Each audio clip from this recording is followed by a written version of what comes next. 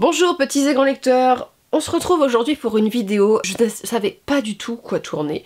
J'ai réfléchi, j'ai des idées, j'étais en mode je suis pas motivée aujourd'hui pour faire ça. Par contre, en cherchant, en fait, pour tout vous dire, je voulais faire une vidéo sur les recommandations sur les livres de loup-garou. Sauf qu'en fait, je ne lis pas tellement de loup-garou et c'était très axé, Beat-Lit, tout ça, donc je me suis dit ça me plaît pas, faut que je trouve autre chose.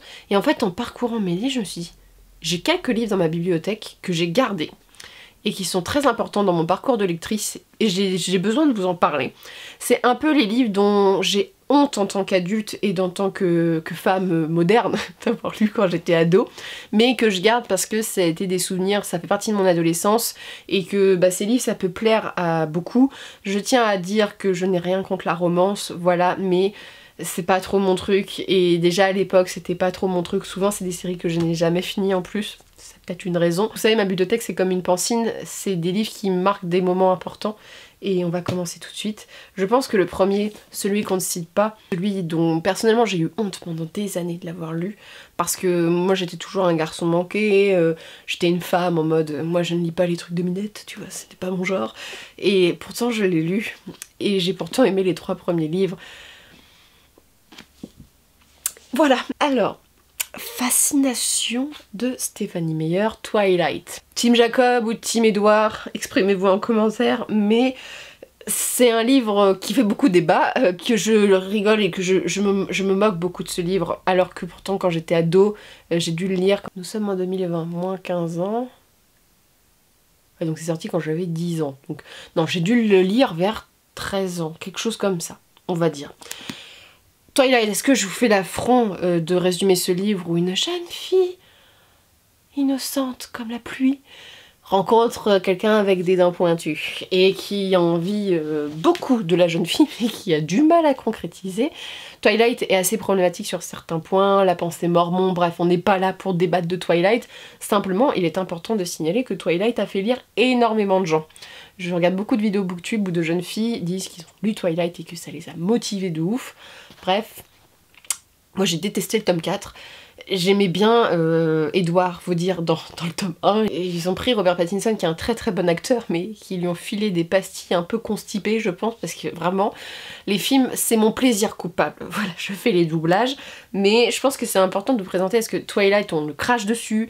Voilà, toute la critique littéraire en mode « Ah, rétro Satanas, il y a que les nouilles en littérature qui lisent ça », mais au moins ils lisent. Et ça a eu un succès, ça a vendu des millions. Il y a une suite qui va être publiée du point de vue d'Edouard, si vous n'êtes pas au courant, cette année ou l'année prochaine. C'est encore en cours de travail. Et je ne lirai pas, je n'achèterai pas parce que ça ne m'intéresse plus. Mais l'adolescente que j'étais, j'ai aimé. Parce qu'il y avait des vampires, il y avait des loups-garous, bref. Tout allait bien. Il y a que Bella qui était chiante en fait dans l'histoire. Sinon le reste, tu retires l'histoire d'amour et il y a des trucs sympas dans Twilight. Il y a des pouvoirs, tout, c'est cool. Mais il y avait Bella, Edouard et Jacob surtout. Oh là là. Mais bref, je ne pouvais pas ne pas vous parler de Twilight. Donc on va partir sur ce genre de lecture. Et ce qui est assez drôle, c'est qu'il y a beaucoup de lectures qui sont des enfants de Twilight, j'appelle ça. Au niveau éditorial, Twilight a eu tellement un boom, ce qu'on a fait beaucoup de livres à la sauce Twilight, c'est-à-dire avec des créatures fantasy adressées à des jeunes filles, en général, un public adolescent, avec des histoires d'amour. Je vais vous présenter ça. Ça va être une pépite. Je vous présente un livre, je n'ai lu que le premier tome, ça s'appelle Dark Divine. Et Dark Divine de British Spain, c'est chez La Martinière Jeunesse. Ce qui est très drôle aussi avec ces romans-là, c'est qu'il y avait toujours un lien avec la religion, d'une manière ou d'une autre. Je sais pas, il y avait un lobbying. En fait, on suit ici l'histoire d'une fille de pasteur qui trouve un jour son frère ensanglanté dans le jardin, en clair c'est ça, et le meilleur ami de son frère a disparu. Et bizarrement, le mec réapparaît un moment, et puis on retrouve des cadavres d'animaux et d'humains dans le coin. Mais quelle créature pourrait-ce? Mais en plus, attends, le truc compliqué, c'est que son frère, maintenant, ils sont plus potes du tout, et il est hyper contre le gars. Donc on se demande, mais qui est-ce? Pourquoi? Voilà, il y a bien une créature fantasy derrière tout ça. Et voilà, histoire d'amour, vais-je renoncer à ma famille, ou vais-je suivre tel personnage au bout du monde? Bref. C'était bien cucu la praline, je dois vous le dire. C'est un livre que je trouvais un peu meilleur que les autres sur un point. Je trouvais que tout ce qui était un peu enquête, vous savez, univers un peu sombre, tout ça, il était bien fait celui-ci. c'était quelque chose qui était bien fait. Il y avait une vraie réflexion sur aussi la religion, notamment parce que comme elle est fille de pasteur, c'est voilà, elle a des obligations notamment, et ça posait des questions là-dessus et je trouvais ça intéressant, mais j'ai jamais lu la suite parce qu'en plus quand j'ai su quelle était la créature, j'ai fait déception, mais on s'en doutait depuis la page 25. Mais cette vidéo elle est aussi là, voilà, il y avait une jolie petite histoire d'amour. Si ça vous plaît. Ensuite, je vais vous parler d'une collection que vous avez sûrement tous connue, du moins ma génération, on y est tous passés. Je parle de la collection Black Moon de chez Hachette. Alors, cette collection Black Moon, elle est très reconnaissable pour un trait éditorial, c'est que c'était tout noir. Alors, Fièvre de Maggie Stiefwater. Alors, Fièvre, là tu te demandes, oula, est-ce qu'on est dans un roman Non, c'est de la young adult. Alors, si je me souviens bien, parce que là on tape sur des livres que j'ai lus il y a plus de 10 ans, donc... le résumé, on suit donc une jeune fille qui a été attaquée par des loups quand elle était petite. Elle s'en est sortie in extremis, les parents se sont dit ils ne l'ont pas dévoré, tant mieux, voilà, on n'a pas besoin de le déclarer à la police. Et cette fille a fait sa vie et elle rencontre un jeune homme et tu te doutes bien qu'avec le résumé, comment ça va se passer. On est sur une histoire très classique, mais je trouvais intéressant cette collection, beaucoup marqué ma génération. Black Moon a été un véritable succès, ça s'est arrêté maintenant, mais c'est la collection Twilight pour moi, c'était vraiment le schéma créature fantasy, histoire d'amour. Bref, clair, net. Et j'avais beaucoup aimé le tome, est-ce que ça c'est le tome 2, c'est Frisson, le premier tome. J'avais énormément aimé ce tome quand j'avais 13 ans. Voilà, j'avais des frissons comme on peut dire, mais la fièvre s'est éteinte assez rapidement. Le tome 2 j'étais en mode avant, c'est bon là, j'en ai marre de l'histoire d'amour. Je suis vraiment, tu vois, j'ai dû aimer les histoires d'amour entre mes 13 et 14 ans et après j'étais en mode, c'est bon, je renonce, je n'aime pas ça. Faut dire que j'ai jamais été une très grande romantique, donc c'est pas chez moi que ça a beaucoup marché. Et dans la même collection, il y a quelque chose qui ressemble. Alors ça, c'est extrêmement cucul la praline. Alors, Le baiser de l'ange. Le baiser de l'ange de Elizabeth Chandler. Alors, est-ce qu'on a déjà le spoil de la créature dans le titre? On n'a même pas le truc, on n'a même pas la surprise. En fait, on suit une jeune fille. J'ai envie de vous lire la 4e. Allez, parce qu'en fait, il n'y a pas de mots pour décrire. Ivy, elle collectionne des figures d'anges, en clair là-dessus. Ivy est belle. Ses cheveux forment un halo doré autour de ses yeux émeraudes. Tristan, le garçon le plus adulé du lycée, est fou amoureux d'elle. Elle partage ses sentiments. Mais lorsque le destin les frappe violemment, Ivy perd la foi. Et sans cette foi, elle ne peut pas voir que son ange gardien est toujours auprès d'elle. Pourtant, il va devoir bientôt l'avertir que le danger rôde. Voilà, il n'y a pas d'autres mots pour vous parler de ce livre. Alors celui-ci, je l'ai lu et je le garde parce que j'ai bien ri. En même temps, c'est une thématique qui me fait assez rire. La religion était apportée avec tellement de sabots, on avait l'impression de lire un guide religieux pour petits américains. Vous voyez, et voilà, vraiment... Allez les enfants, donc aujourd'hui on va se cultiver sur tel sujet, la religion. Bref, c'est fait avec des gros sabots et je trouve que c'est assez drôle, tu vois. Si j'avais le recul à 13 ans de rire de ça, c'est que quand même c'était pas bien fait. Mais Le baiser de l'ange, n'hésitez pas à me dire si vous avez lu ces livres adolescents ou même maintenant, il n'y a pas de honte. Hein. Ça m'intéresse et voir ce que vous en avez pensé à l'époque, ça serait cool. Ce livre-là, c'est aussi à rapprocher. Alors celui-ci, je les garde exclusivement pour l'esthétisme parce que 10 ans après, 15 ans après, j'adore encore cette putain de couverture. Donc il s'agit de Vertige de Lauren Kate, donc chez Bayard Jeunesse, avec voilà, on est sur un bel objet livre. Suit une histoire d'ange, il y a un triangle amoureux, dans tout il y a des triangles amoureux. Et voilà, là il y a un triangle amoureux. Je pense que c'est à partir de là que je me suis dit que moi et les triangles amoureux, ça ne sera jamais une belle histoire d'amour, jamais. Et voilà, j'ai arrêté au tome 2 à cause de ça parce que j'en pouvais plus. T'as deux mecs, tu fais un choix, un moment. C'est ça. Ce que j'ai beaucoup aimé, c'était l'ambiance un peu gothique du roman. L'ambiance qui a été tentée, hein, gothique du roman, c'est à l'époque où j'étais dark et sombre. Et voilà, ça me plaisait, j'aimais bien, ils portent des corsets, ils vont dans la nuit, tout. Il y avait une histoire d'école aussi dans celui-ci. C'est une histoire d'ange avec des descendants d'anges, voilà, anges et démons. Bref, grande bataille, un classique. Et les anges et démons, c'était vachement populaire hein, quand j'étais ado. Maintenant, j'ai l'impression qu'il y a beaucoup moins de choses. J'en ai lu des beaucoup mieux après, mais là, voilà, on était sur ce classique-là. Et voilà, est-ce que c'est bête pour moi de garder parce que je trouve la couverture sublime? Et j'ai adoré le premier tome, voilà, je tiens à le dire. Mais le deuxième, ça ne l'a pas fait, parce qu'à un moment, il faut arrêter, quoi. Donc, Celui-ci j'ai un petit peu honte parce que il était vraiment pas terrible. J'en ai lu par exemple d'autres, Hush Hush par exemple qui est un peu dans le même domaine, ou Hush Hush, je tiens à le dire, c'était une très bonne série pour ados. Mais celle-ci, l'autre, elle chouine pendant tout le roman en mode ah, choisis lequel, le beau gosse ou le beau gosse? Bah fais un choix mon gars, voilà, fais un choix. On va passer à des livres que je regrette moins, mais c'est juste que c'est plus de mon âge et qu'en même temps, il y a, surtout sur celui que je vais vous présenter, il y a une petite problématique qui me gêne et je pense que j'avais pas la conscience quand j'étais ado de l'aborder. Donc il s'agit de la sélection de Caracas. Alors il faut savoir que la sélection, les droits ont été achetés par Netflix, normalement c'est adapté. Je regarderai la série par curiosité. La sélection c'est une série que j'ai beaucoup aimée quand j'étais ado, faut dire ce qui est, j'ai vraiment beaucoup aimé, sinon je n'aurais pas acheté la suite. En tout il y a 3 tomes pour cette série et 2 tomes après, oui 2 tomes après. Et il y a une autre série qui recommence là avec la sortie Netflix qui a la couverture tout aussi belle. Moi j'ai exclusivement choisi cette série parce qu'il y avait une belle couverture. La sélection en fait, pourtant c'est un très bon récit de young adulte dans le sens que c'est une critique politique, on est dans la vague dystopique clairement. On suit America qui se trouve un peu comme dans Hunger Games, un district assez loin de la société où les gens gagnent pas beaucoup d'argent. Ils sont classés je crois par corps de métier. Et son meilleur ami avec qui voilà, il voudrait bien finir sa vie, l'inscrit pour le concours en fait. Et ce concours vise à épouser le prince Maxon. Et le prince Maxon, donc c'est l'héritier, parce que là, les États-Unis sont devenus une monarchie entre temps. Là, ça c'est important de le souligner. En fait, il l'a inscrit parce que je crois que les 10 premières, en fonction de ton classement, tu gagnes un peu d'argent. Donc c'est un peu le bachelor quoi. Mais tu gagnes un peu d'argent et America, elle en a besoin. Ce qui est intéressant, c'est que voilà, le gars, je vous raconte pas la suite, mais je pense qu'il regrette ses décisions. Et donc, America, elle fait sa vie de cour, bref, il y a des petits pics, tout ça. Et dans les tomes d'après, il y a quelques flots de résistance. Le problème, c'est que la sélection, ça a été extrêmement basé sur la romance, alors qu'il y avait des très bonnes idées en termes d'univers autour. Pourquoi je regrette d'avoir lu donc la sélection? C'est très simple, la sélection pour moi c'est assez sexiste, voilà, tout simplement.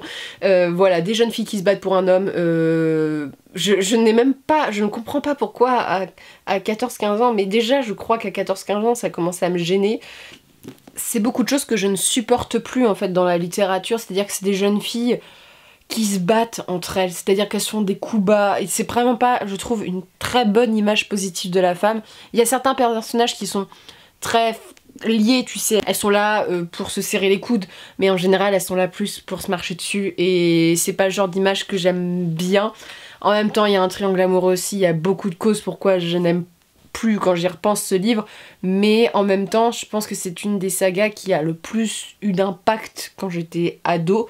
J'aime tellement le travail éditorial et j'aime bien l'idée du livre, il y a des bonnes idées, il n'y a pas tout acheté du tout dans ce récit et c'est pour ça que j'ai hâte de voir l'adaptation, mais voilà, c'est un petit peu sexiste selon moi.